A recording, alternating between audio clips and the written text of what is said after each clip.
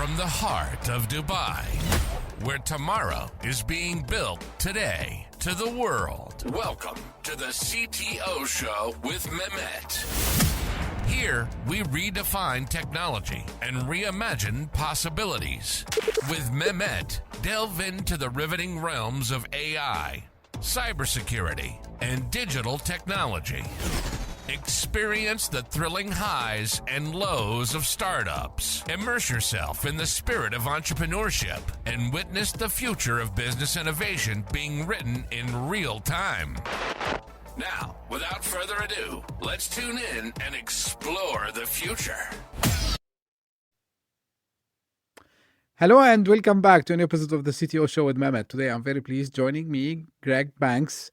Greg, thank you very much for being here with me today on the show. I appreciate the time. The way I love to do it is I keep it to my guests to introduce themselves, give me a little bit more about, your background, your journey, what you're currently up to. Just a kind of teaser for the audience. We're going to talk a lot about education today and everything related to education from technology perspective. But again, I don't like to take from my guests a lot. So I'm going to pass it to you, Greg. The floor is yours. Fantastic. And Mehmet, thanks so much for having me on today. It's really a pleasure to be here with you. So I'll work kind of up to today and kind of what might be relevant for your audience.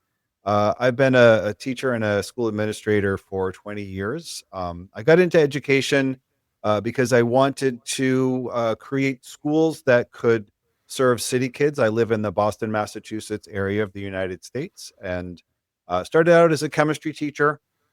I did work in the chemistry field for a while, but I went into teaching, became an administrator, ended up getting a PhD in chemistry with a focus on chemistry education. And so have also done some research on chemistry teaching. I've also developed professional development for high school and college teachers in the area of science teaching. So really everything around how do you help kids learn? I've focused mostly in the high school level, but I've also worked with some middle school and some college students as well.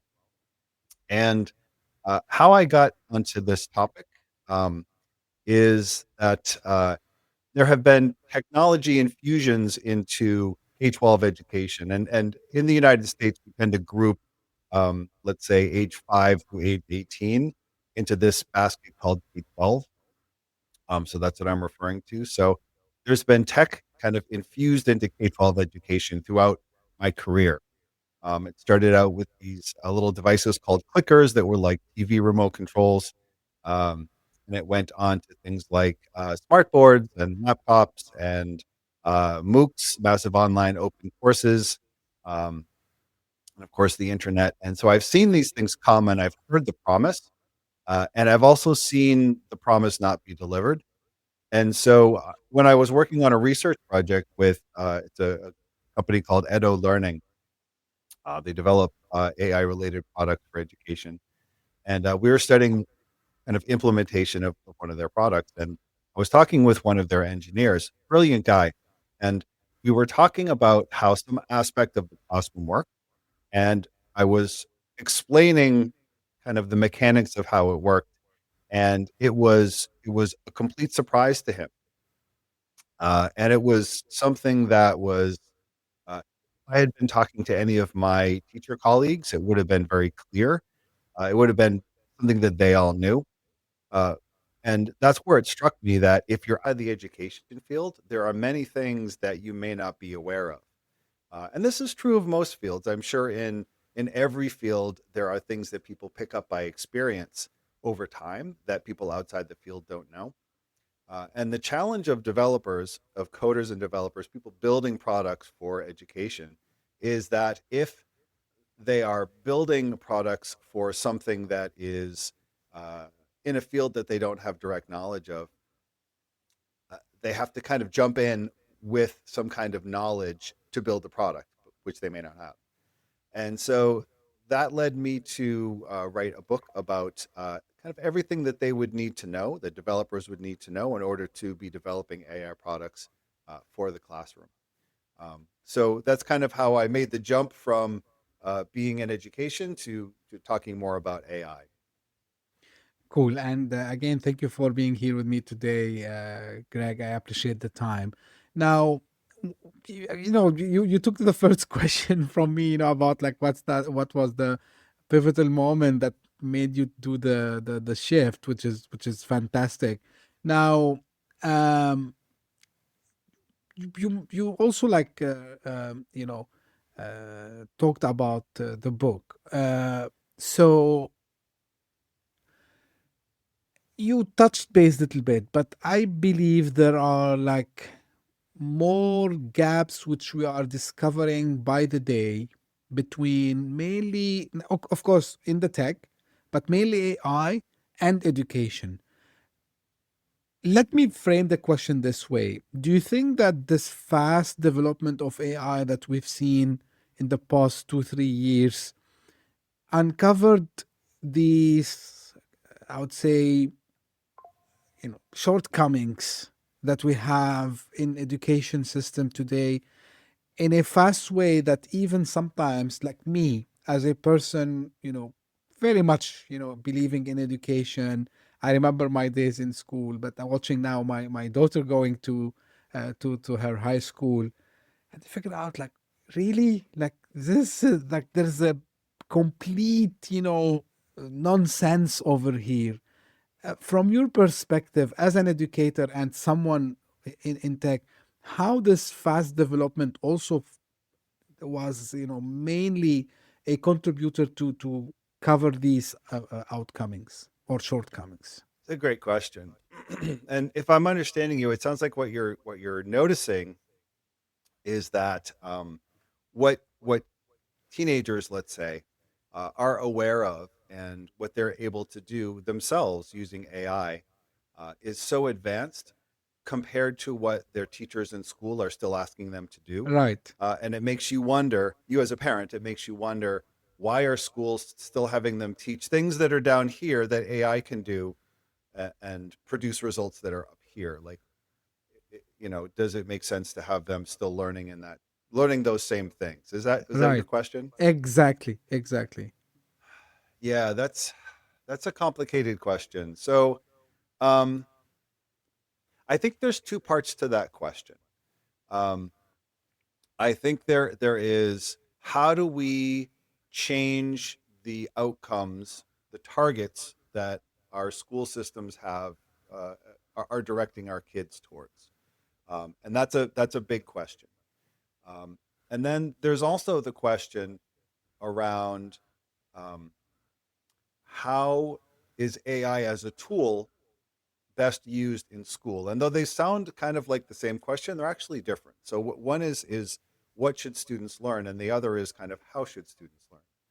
Right, And if I can speak that the how part first, and then we'll get to the what. Um, so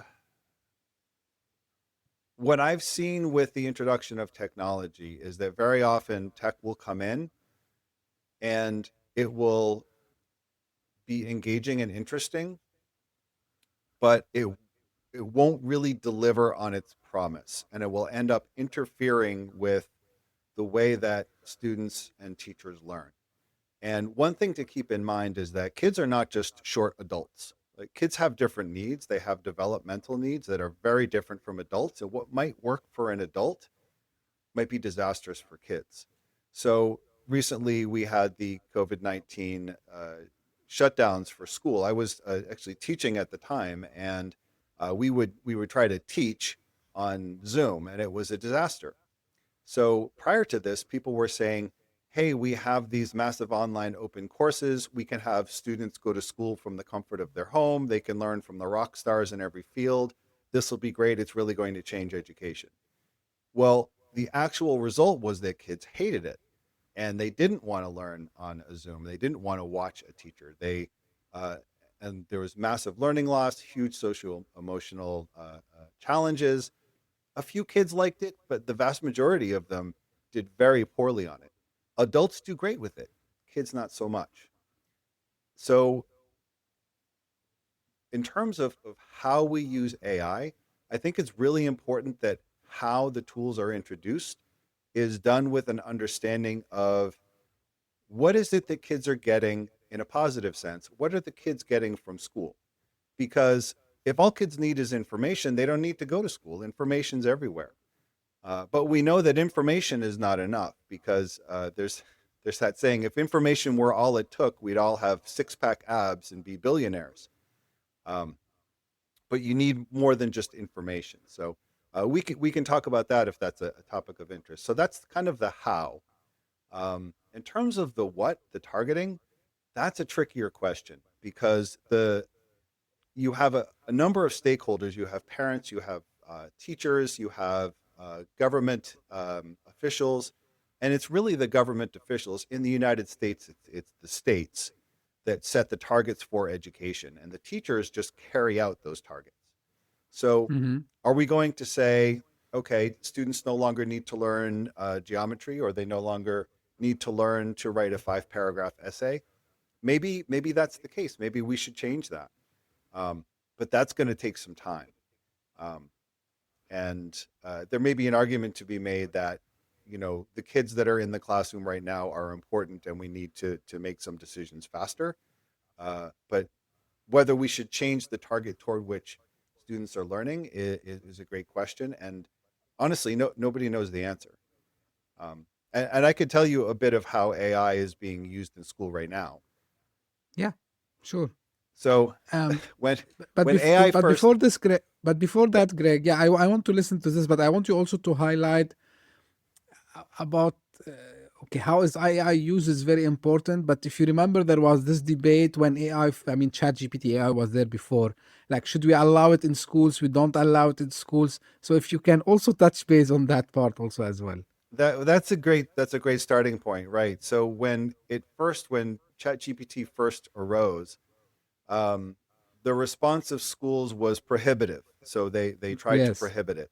And I say tried because there's no way for schools to know, for teachers to know when a student uses uh, a chatbot to do their work.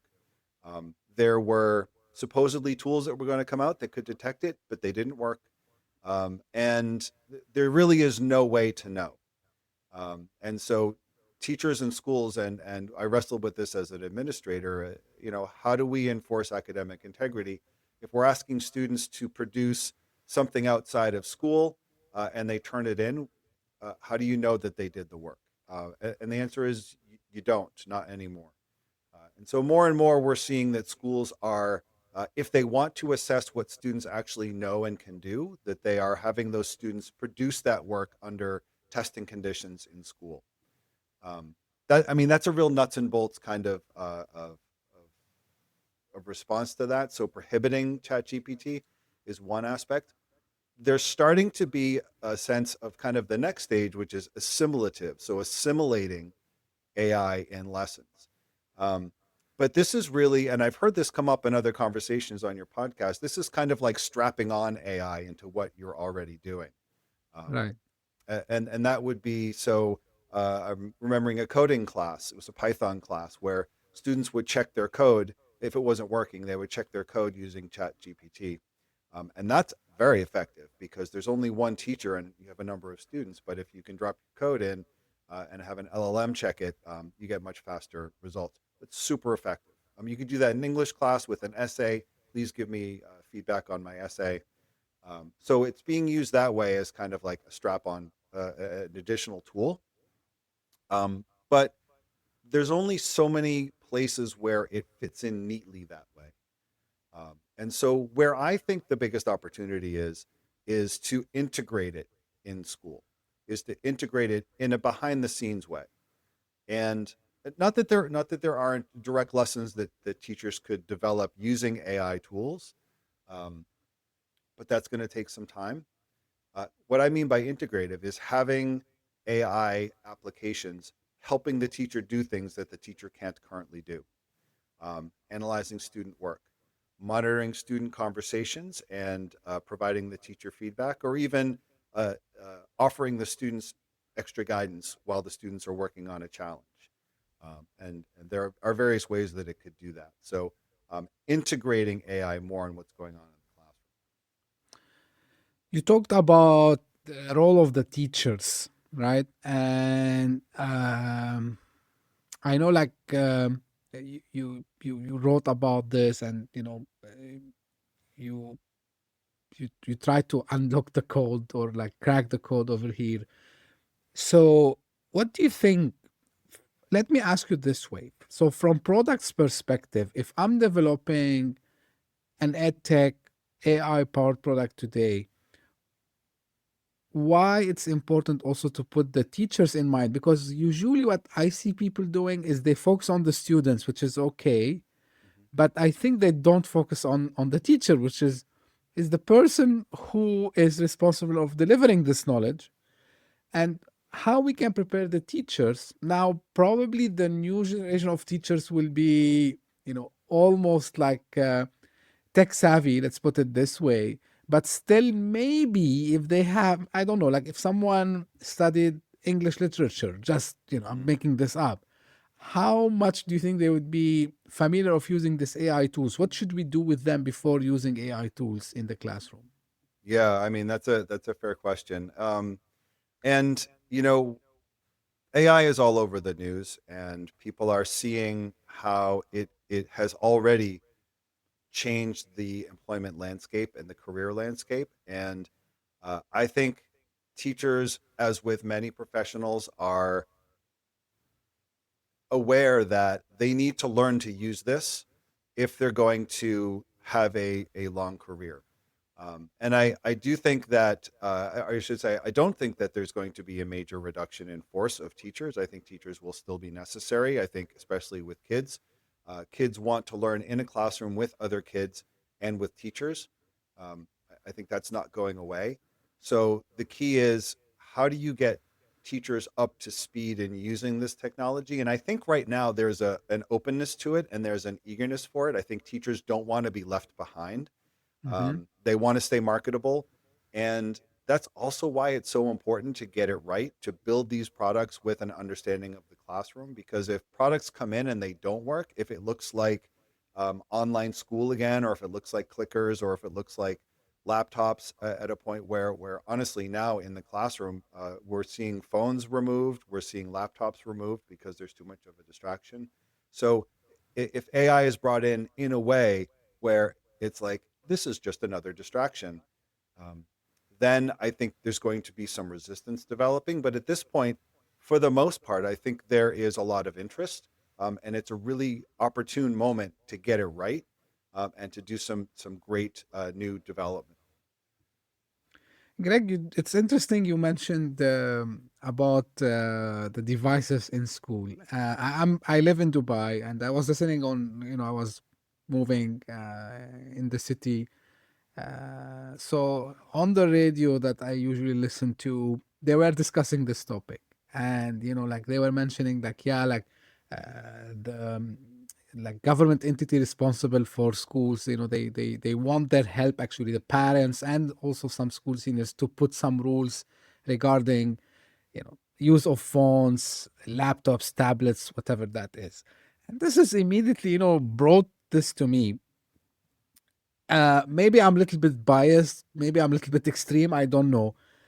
I don't like anything, to ban people from doing anything, including children. Okay, maybe less than 12 years old, I can understand this, but I mean, like, once they, because come on, like, this generation, they are so smart. But the thing that immediately came to my mind is that now every single AI company, if we really look at what they are trying to do, they're gonna embed AI in everything. Mm-hmm. We're talking about, already we have some, I would say, MVPs around it. So we have the glasses where you can have like some interaction. They are talking about OpenAI coming up with a device that I don't know where it's gonna be. Is it a ring? Is it a glass? I'm not sure. But I think kids will find their way still to get this in. Don't you think that as educators, as people who are responsible for education of teenagers, we need to find a better way than telling them, no, you can't bring your phone? I'm not sure what the alternative would be, because my theory says, like, teenagers, they like to break the rules, right? And they're gonna find their ways. uh, And this is kind of, Yep. like for me, and I know like in some places like Europe, is what they were mentioning on the show, that they went back from using, laptops and tablets in education back to pen and paper, which is fine. But still, restriction too much, I see it as little bit risky because everything around us is changing very fast. And then my theory, and I want to hear your opinion as someone who worked in this for a long time, Greg. The problem with us, my generation, for example, we're not allowed to use calculators. And guess what? When we went out, there was no harm of using a calculator. My intelligence didn't decrease with time because I'm using calculator in my job day to day, right? Hmm. So what my concern is, if we push back on using technology at that age, they're gonna rebel on us later on, and why you did all these restrictions on us. I know maybe it's kind of an off-topic thing, but because you just mentioned it, what's your say on that? I mean, that's a great point. And I really love that you're talking about, individual freedom in general, not just of kids, but of people. I think that's always important to keep in mind. I think it's easy when you're talking about how do you solve a problem to come up with something that's heavy-handed that tries to force people to do things they don't want to do. And we should always be cautious around that. So I appreciate and respect that you brought that up. Um, there's a book came out in 2024 in the United States by Jonathan Haidt called The Anxious Generation. I don't know if you've ever read that or heard of it, I but I heard would of it. encourage your listeners to read it or at least read what's been written about it. Essentially, what it has found and the interpretations, the findings have stood up to scrutiny. Uh, is that after the introduction of the front-facing camera on the smartphone, so the selfie camera, anxiety and depression went up dramatically in both boys and girls, more significantly in girls, and um, that there's been a number of negative emotional and social outcomes as a result of of kids having smartphones. Um, Now, no one is saying kids shouldn't have phones. Period. End of sentence. If you add up the total number of hours that kids are in school, in classes, let's say, I mean, it comes out to be about, I don't know, 6 hours, maybe 8 hours at the most. So no one is saying that kids should be banned from having cell phones 24 hours a day, 7 days a week, but for a period of 6 to 8 hours a day for the purpose of um, school, uh, there's an argument to be made, and that is that, remember, kids are not just short adults; they're developing, and Mm-hmm. evolution or whatever has designed us so that at that point in our development, and when we're um, you know growing up through those preteen and teen years, that we learn to relate to other people by face to face interaction, not face to screen to face interaction, but face to Mm-hmm. face interaction, embodied interaction, interaction where we're standing next to each other, where we're talking to each other, where we're talking in a group. And what has been observed, and this is not just theoretical, this is what's been observed when those phones are around, is that kids will interact with the phone and not with each other. And so that's retarding that growth. And so while it can seem like a kindness to let kids have what they want, just as we tell kids to brush their teeth whether they want to or not. We tell them to eat a healthy dinner whether they want to or not. There are just some things we do as parents because we have knowledge of what's coming down the road. And one of the things that kids need to do, especially today, is to be able to relate to other people. It's your charisma, Mehmet, as a host that is allowing you to connect to other people. It's not I know you have technical skill as well, but it's your interpersonal skill and that adeptness you have at relating to other people that is allowing you to kind of distinguish yourself in this field. And so, even more as AI is going to become a tool that everybody uses, what's going to distinguish people is their uniqueness as humans. And in order to develop that, kids need to have that time where they don't have devices. They're going to be surrounded by devices every other moment of the day. And so carving out a 6 to 8 hour period, 5 days a week, it's not a lot of time. And it will allow them to develop that side of themselves. And it will also allow whatever's happening in the classroom we're assuming it's designed by a skillful teacher, whatever else is happening in the classroom, to happen without the distraction. And if I could just say one more thing, True. I was in the classroom in 2008, before that, but in 2008, when phones first started coming in, and we had this conversation of like, can we tell them to put their phones away? Can we tell them to not bring them? And there was a big question of like, well, this is their private property. I was in a public school. It's especially relevant. Mm. Um, and so for, the last 10, 12 years, we have said, okay, we're going to let kids have their phones and we're just going to try to minimize it. Like we've tried it and the results haven't been good. And if you care about kids and you care about student learning and you care about their growth and you see that what you're doing isn't working, and it's having negative results, then you do something different. And so we're trying something different.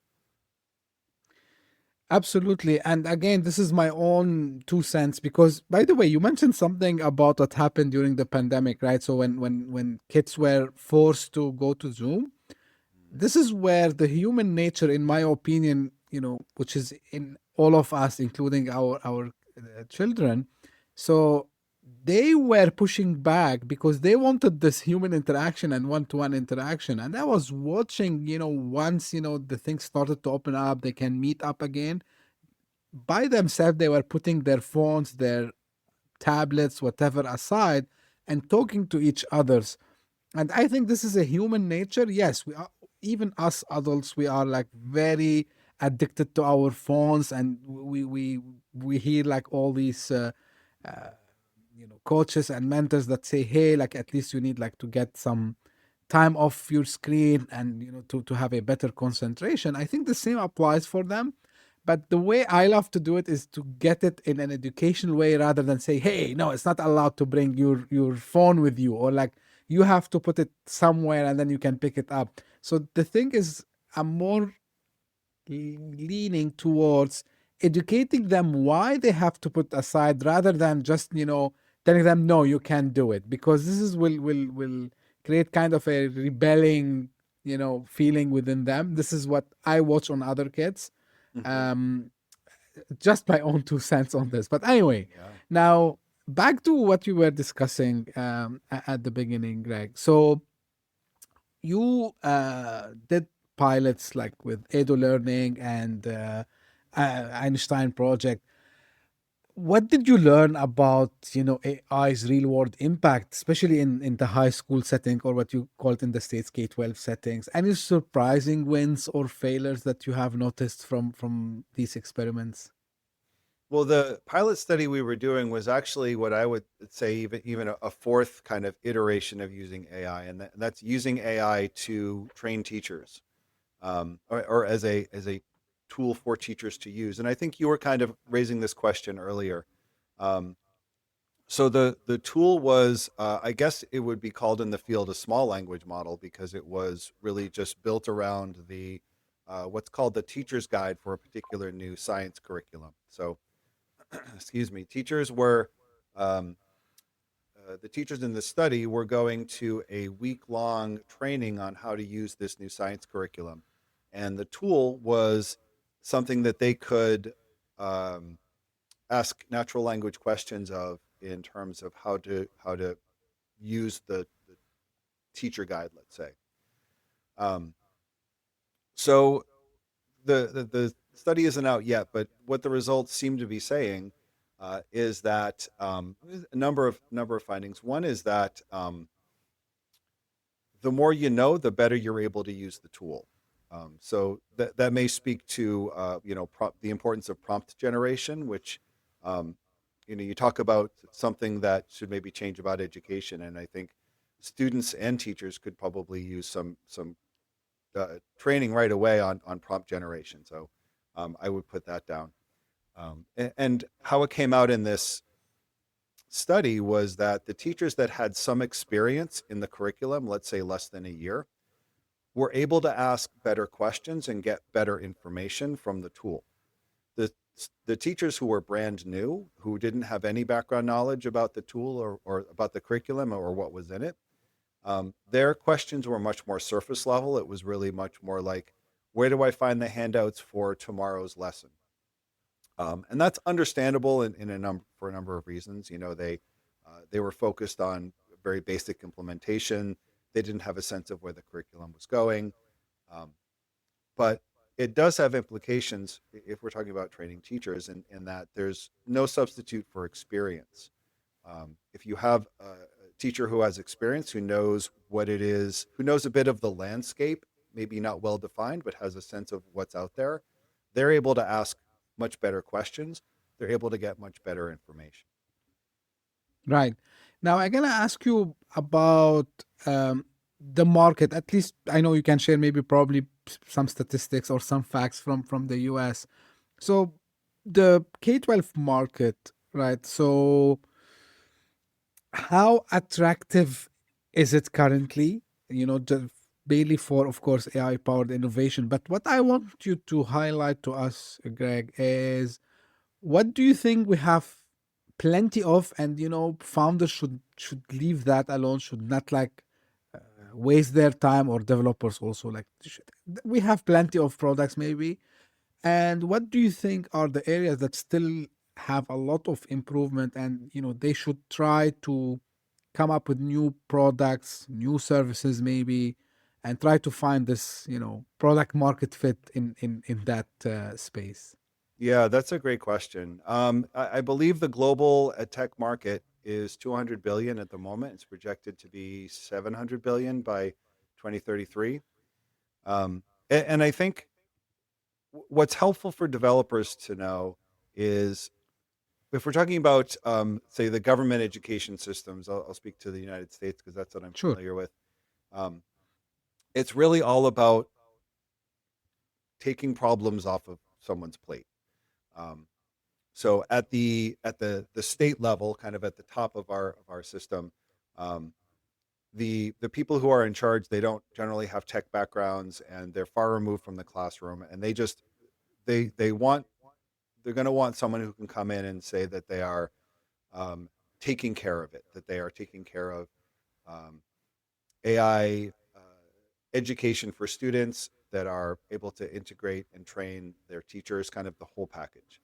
Um, Zooming now down to the teachers, important thing to know about teachers is that they feel incredibly pressed for time. There's always so much to pay attention to when they're in the classroom with all of the students, and there's always more to do than there is time to do it. And so whatever is developed ideally should take things off their plate, off teachers' plates, and give them information that they don't currently have, or that they don't have the time to get. So I mentioned earlier reviewing student work, and this is something that I believe can already be done, but I'm going to talk about an integration. So uh, at the end of many classes, it's a good practice for teachers to give students a question or two on what the students were supposed to learn that day, as a check for understanding. So let's say we're in a paper and pencil situation. Teacher gives a piece of paper to every student. Students write down an answer to the question, and they hand it back in. Um, Ordinarily, the teacher will maybe glance through them if they have time. But if this is a more, say, 3 or 4 question response, they may not have time to go through it. If it's a longer written answer by the student, they may not have time to really break it down. But scanning these into some kind of system that can process them, um, and give the teacher an output of, here's the percentage of students that understood this idea, here's the percentage of students who understood that idea. Um, that would be very helpful. So that's kind of the first layer. The Where you start to get helpful, and where you really start to leverage an understanding of the classroom, is, okay, connect this now to everything else. So you have this understanding of what students learned in this classroom. How does that connect to the teacher's year-long lesson plan? So the teacher will have certain learning goals for each day for the whole year. How does this interact with what the teacher knows about each student's learning plan? So some students have a specific learning plan that documents challenges that they may have. How does that particular student's response interact with their learning plan? That's another thing to plug into. How do those responses plug into what the teacher is teaching the next day? let's say the teacher has a lesson where they're going to be giving a particular handout, again, paper and pencil, to give a handout um, to the students. Um, and an LLM can make a unique handout for each student that builds on what was learned or not learned the prior day. So it's really in those integrations. So I think to put that all together, I think having a hub where there's information in, where this hub knows where the teacher's going in terms of learning goals overall for the year. The hub has access to what the teacher is using for learning materials and has access to and permission to make modifications based on based on the student's prior learning, based on kind of what they're demonstrating today. What that's going to do is that's going to make really smart choices for each individual student without the teacher having to spend all of those hours doing it individually. And the teacher has the products of that and can work individually with the student. The teacher has the understanding of the student, the teacher has the understanding of the content, and the teacher can work with the student or with groups of students or with the whole class of students as it's appropriate to leverage those materials. It gives the teacher superpowers. Absolutely. Now, you mentioned and touched on something which it's a question we repeated maybe on the show many times about the future of education. Like, will AI replace the teacher? Will not replace the teacher? So I believe, this personalization and what AI allows the teachers to do, like to give them like the super personalized feedbacks about their work. I was reading, it's a famous book. It's been since 2018, I believe, AI Superpowers. Um, so by Dr. Kai Fuli. Um, I'm going to read it. I haven't read it. Thank you. yeah, so it doesn't discuss mainly education, but like, he discusses the future of humanity, in a post AI world, and of course, people who are afraid of losing jobs, and what humanity would look like, in a super intelligent era of machines that can do almost everything for us.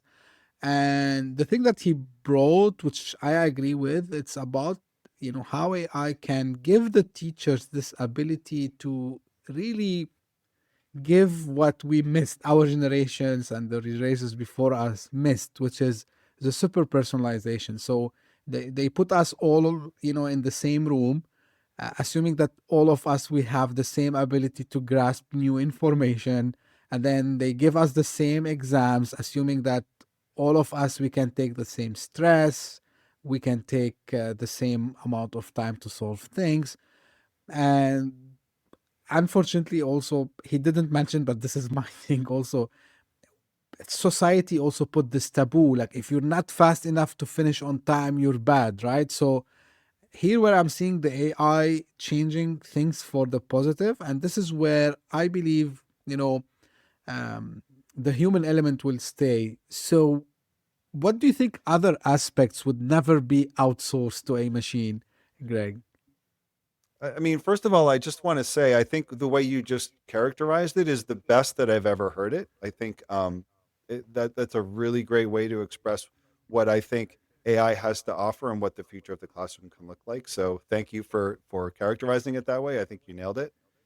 Um, so the main reason why I wrote the book, um, and what I hope people take away from it is that the you can think of the classroom as let's say we have a student at the top and we have a teacher as the base of a support, almost like it's a building.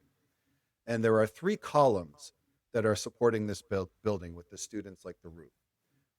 The main central column, the biggest column, is the interpersonal relationship. The personal exchange is what I call it between the student and the teacher. And that is really just on the human level, uh, with the student having a sense of what the teacher thinks of them as a learner, as a person, as a member of the community. Um, and the other two pillars, one is the curriculum, which is what the learning is, and that's what most people think of as the job of the classroom, and it is the main job of the classroom, but it is just one of the three pillars. That's one. We have the personal exchange in the middle, And then the third one is the classroom exchange. Um, in most cases, we have students learning in groups, as you said. And also, what's going on is that student is exchanging ideas and information with all of the other students in class.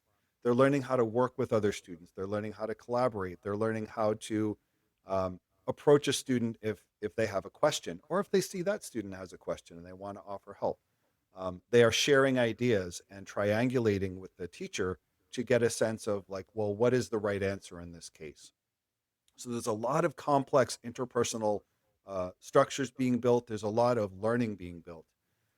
There's a great quote by Vygotsky that I'm going to paraphrase. It's learning occurs first on the social plane before it's internalized. And what that refers to is that in a classroom setting, there are ideas that come out in discussion from the teacher, from the students, in the student's own mind, maybe even from a textbook. There are ideas that come out and that are bounced around in the classroom. And at some point in a good classroom, there will be a consensus about what the valuable knowledge is about that topic. And once the valuable knowledge about that topic has been identified, that's when students tend to take it in and say, okay, this is something worth learning. And that's how humans have learned for a long time. It's not just the classroom thing. So to get to your question, it's that process that can't be interfered with. It can't be interfered with in a positive way. There are so many things AI can do to help it and to work alongside it without interrupting it, but it's respecting and understanding that process, it's just how we're designed. It's how humans learn. So understanding that and building around it and building to support it is, I think, the most important thing. Right. Now, as you've seen, and in your introduction, you mentioned about the clickers and how things, changed in almost 20 years time. Are you optimistic about what's coming, or are there some aspects that make you, I would not say pessimistic, but I would say you look at them with caution? And then, is this about the classroom or is this about AI and Education, society? education, and classroom. Let's put it this Mhm. way, and of course, from technology perspective. Um, in terms of the classroom, no, I'm actually very optimistic. Mm-hmm. I think for a number of reasons. I think it is going to radically change what is taught in school. Um, I think in, let's say, 20 years, hopefully sooner, but in 20 years, I think kind of what you brought up in the very beginning, what students are learning is going to be very different than what it is today. Um, I mean, we may even have different topics, different classes rather than a science class and an English class, et cetera. It may be very different. Um, I also think that the occupations that are available to people are going to change, um, and I think occupations that have a human interacting with a human are going to be more common than human interacting with, let's say, a computer, because AI can do a lot of that. And so, what I think an upshot of that is there's going to be more interest in going into educations, and so I think the let's say the caliber of people that are going into education is going to increase, because it's going to be rightly seen as a promising career, and um, and so I think that teaching is going to get better, and that in turn is going to make the outcomes better. I think we're going to see a quantum leap in the outcomes in terms of what Mm-hmm. students are able to learn by the time they're 18, which is great, because I think that where we're going from here, we're going to need to really understand so much more about the world. We need to get a more solid cognitive understanding earlier in our development. Great. Greg, if as we are coming almost to an end, if you want to leave, founders, especially in that space, in the ed tech for the K-12, with one advice, what that would be, and of course, where they can get in touch with you. Um, so that one piece of advice is, don't try to put any tech between the teacher and the student. It's not helpful. Um, and by that I mean between the personal exchange between the student and the teacher. It's that trust between the teacher and the student that is the foundation of teaching and learning. And if there's not trust between teachers and students, then learning isn't going to happen. The whole process shuts down. So don't put anything in the way that can interrupt that. I don't know that there's anything that can be done to improve it. Um, uh, but try, but don't interrupt it. And in terms of getting in touch with me, I've got a Substack. It's also called Aligned. So you can find me there. That's a great way to interact around the material. I took a pause on it to write the book, but I'll return to it another time or at some time, and that's a great way to connect. Great. Again, I will make sure that I will put the link for the Substack in the show notes so people can, subscribe and read and maybe get in touch with you, Greg. I think we touched, a lot of important topics related to education, especially in high school, or as it's called K-12 in the US, and the effect of technology and the future of that education. So you brought very, very good thoughts, I would say, both for educators and for people working on products for that sector specifically. So thank you very much, Greg, for being here with me today. And as I said, the links will be in the show notes. And this is how usually I end my episodes. This is for the audience. If you just discovered us by luck, thank you for passing by. I hope you enjoyed it. If you did so, please give me a favor. Subscribe, share it with your friends and colleagues. We're trying to make an impact. So as much as we can reach more people, the better it becomes. And if you are one of the people who keep coming again and again, thank you very much for your support, for all the messages you send me, for your loyalty also as well. You're doing great job for me, because without you, I couldn't have the podcast ranking in the top 200 charts in multiple countries in the entrepreneurship category in Apple Podcast. And again, the big thank you goes to all my guests, including you, Greg, also as well, because you are part of this and I couldn't do anything without that, right? So again, as I say always, stay tuned for a new episode very soon. Thank you. Bye-bye. Hit that subscribe button, share the show with your tech-savvy friends and fellow entrepreneurs, and leave us a review on your favorite podcast app. Your support means the world to us.